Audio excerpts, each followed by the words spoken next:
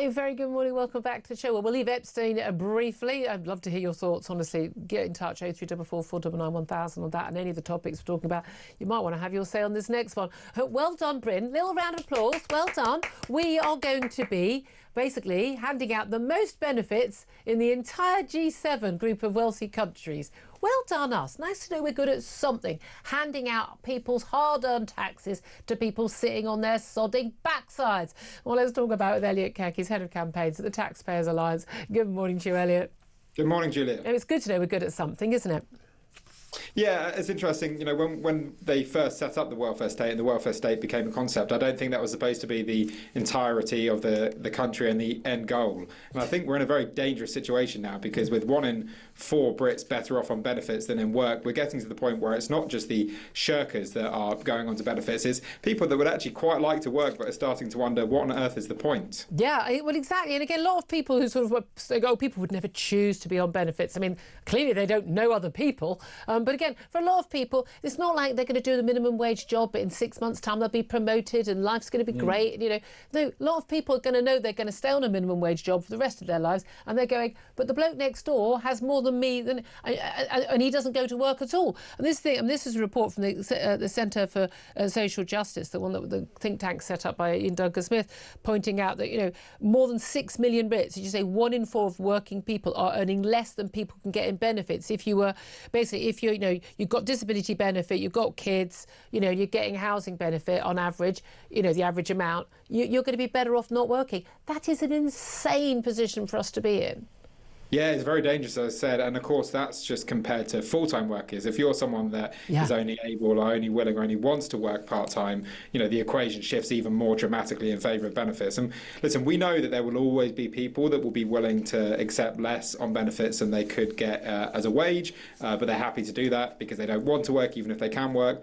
But really, we are getting to the point now where there's lots of people that would work, would be happy to work. But if you can get more just by signing a few papers, by maybe, exaggerating your ADHD or anxiety or whatever else it is, and you get a big fat paycheck at the end of it that's better than your neighbour that's having to get up at 6 a.m. every day. That incentive structure is really, really corrosive. I mean, they're making a rational decision for themselves, although actually long-term they're probably not. But there is a morality issue. I mean, no one who is unable to work because they're sick, properly sick, having proper mental health, serious mental health problems, or disabled in a way that they simply cannot work, no one should ever feel any shame or embarrassment for getting benefits, and we need to be helping those people more. A lot of those people are really struggling, but we'd be able to do that if we didn't have a load of people swinging the lead. But feeling a bit anxious on a Monday morning is not an excuse for not going to work. And it is extraordinary how much money people are getting, because we're often told, oh, people are only getting 60 quid a week or whatever it is, completely ignoring they're getting 200 or 300 quid a week in housing benefit and all the other benefits. And it's really interesting, the universal credit stats, which this has been published today, that basically you've got universal credit payments totaling 100 billion quid. 100 billion quid, which money, by the way, we don't have. But actually there's an extra 10 billion in hidden benefits that people are getting as well. What are they? Well, yeah, and exactly. And as you mentioned, there are people with very, very serious health conditions, people that have cystic fibrosis, conditions that are extremely crippling, and nobody doesn't want to see those people looked after. Nobody doesn't want to see very generous benefits given out. And ideally, we want the welfare system to be a bit like the immigration system, one that has all the toxicity taken out of it, one that is welcoming to people who, deserve or need to come here or claim money from the state, but there isn't just open to abuse by shirkers and people with bad incentives. Well, exactly. I mean, again, it's about you could get you get your council taxes cheaper, you get help with bills, you get free prescriptions, school meals for your kids. There's you sign on to one benefit now. There's a whole world of benefits opens, which kind of explains why we are now the top welfare state in the G7. What are we doing differently from other countries? Because lots of people are saying the reason why we've had this massive increase, and I think we're looking at 500 extra people a day signing on, largely for the anxiety and depression, ADHD and autism as why they can't work, and then being written off for life, never having to even look for work. We're looking at that, going on. Where a lot of people say that's down to lockdown. But we know all the other countries in the G7 did lockdowns too, and they haven't got the same issue. Yeah, I mean, we definitely were one of the stricter and harsher lockdowns in a lot of the OECD. In particular, we will have one of the strictest and harshest lockdowns when it came to schools and universities. And when you see spikes, in particular for people of young age, then that might explain some of it. But listen, people have been scratching their heads. Unfortunately, it must be something to do with British society, British culture at this current moment. It's very difficult to explain. Many people smarter than me have looked into it. Yeah. I've not quite been able to work it out. But it's all untenable. We don't have the money for people now. It's getting worse and worse and worse. The government hasn't got a will to deal with it. That tentative attempt to get 5 billion, and it wasn't even 5 billion off welfare. It was going to be going up by 5 billion less than it's going to go up by. So it wasn't even going to be a cut. We ain't got the money. We've got fewer and fewer people being born to go and then work, go into the workplace. People are getting older, which is a good thing. We're living longer. We are going to have fewer and fewer people of working age. We need anyone who can to be working. Otherwise our economy just goes, it implodes. What would you do? What if you were in government? What would you do to change things?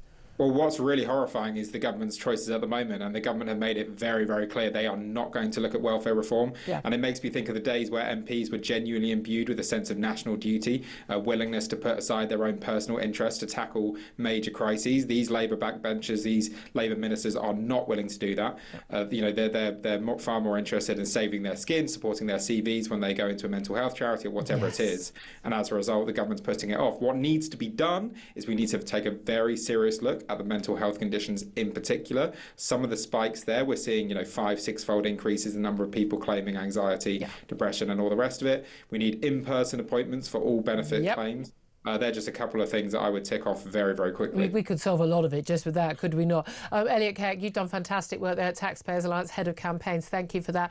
Benedict Spencer, I mean, this really gets people to go, especially a miserable, cold day, and people are getting up early on a Monday morning at the beginning of February to go to work, knowing that there are millions of people who could be at work and who are choosing not to, and we're allowing, this is a stupid thing, we're allowing them to make that choice. We're allowing them to make that choice, and at the same time various governments have sort of continued to spin the lie that there are massive job shortages of people.